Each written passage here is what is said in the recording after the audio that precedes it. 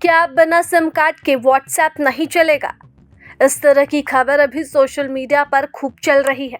ऐसे में चलिए जानते हैं कि इस खबर के पीछे की सच्चाई क्या है। भारत में इस वक्त व्हाट्सएप, स्नैपचैट जैसे ढेरों मैसेजिंग ऐप्स मौजूद हैं। इनकी लोकप्रियता किसी से भी छिपी नहीं है। इनके पास एक बड़ा यूज़र बेस है। इसी यूज़र बेस का फ़ायदा उठाते हुए साइबर ठग अक्सर व्हाट्सएप और टेलीग्राम आदि का यूज़ करके कई लोगों को साइबर ठगी का शिकार भी बना रहे हैं। ऐसे में भारत सरकार ने लोगों की सुरक्षा को ध्यान में रखते हुए एक बड़ा आदेश जारी किया है।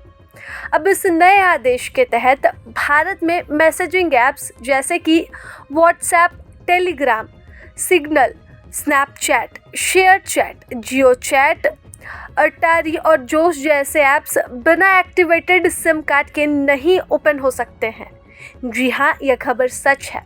दरअसल भारत सरकार के दूरसंचार विभाग यानी कि DOT ने यह नियम telecommunication cyber security amendment rule 2025 के तहत लागू भी कर दिया है।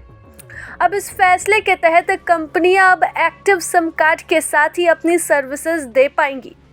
मैसेजिंग ऐप्स को नया सिस्टम लागू करने के लिए 90 दिन का समय दिया गया है। केंद्र सरकार ने अब मैसेजिंग ऐप्स को टेलीकम्युनिकेशन आइडेंटिफायर यूज़र आइडेंटिटीज़ में रखा है। साथ ही अब कंपनियों को यह सुनिश्चित करना होगा कि यूजर्स के एक्टिव सिम कार्ड से ऐप जुड़ा हो।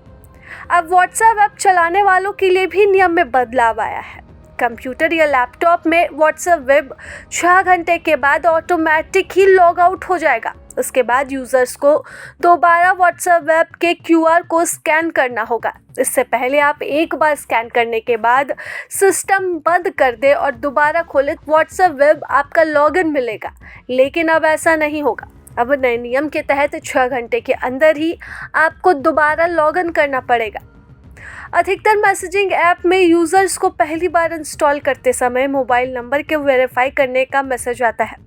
इसके बाद अगर वह सिम कार्ड मोबाइल से निकाल भी देते थे तो भी ऐप चलता रहता था, जिसका फ़ायदा साइबर ठग और क्रिमिनल्स आसानी से उठा लेते थे।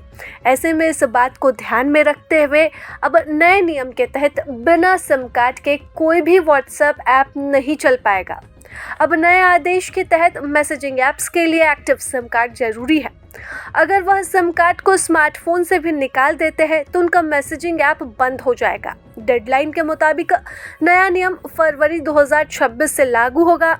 इसलिए यह नियम आप सभी के लिए बेहद ज़रूरी है, क्योंकि अक्सर हम अपने दिनचर्या में इस तरह के ऐप्स का इस्तेमाल करते हैं। कई बार हम व्हाट्सएप वेब पर लॉगिन करते हैं और 2 से 4 दिनों तक उसी ऐप पर लॉगिन रहते हैं। तो कई बार हम अपने किसी बंद नंबर से भी व्हाट्सएप चला रहे होते हैं। ऐसे में अब इस नए नियम के तहत न सिर्फ ये मार साइबर अपराधियों पर पड़ेगी, बल्कि उन यूज़र्स पर भी पड़ेगी जो इस तरह से अब तक व्हाट्सएप और स्नैपचैट्स का इस्तेमाल करते आए हों। प्रभातखबर.com, विश्वास वही, रफ्तार नहीं।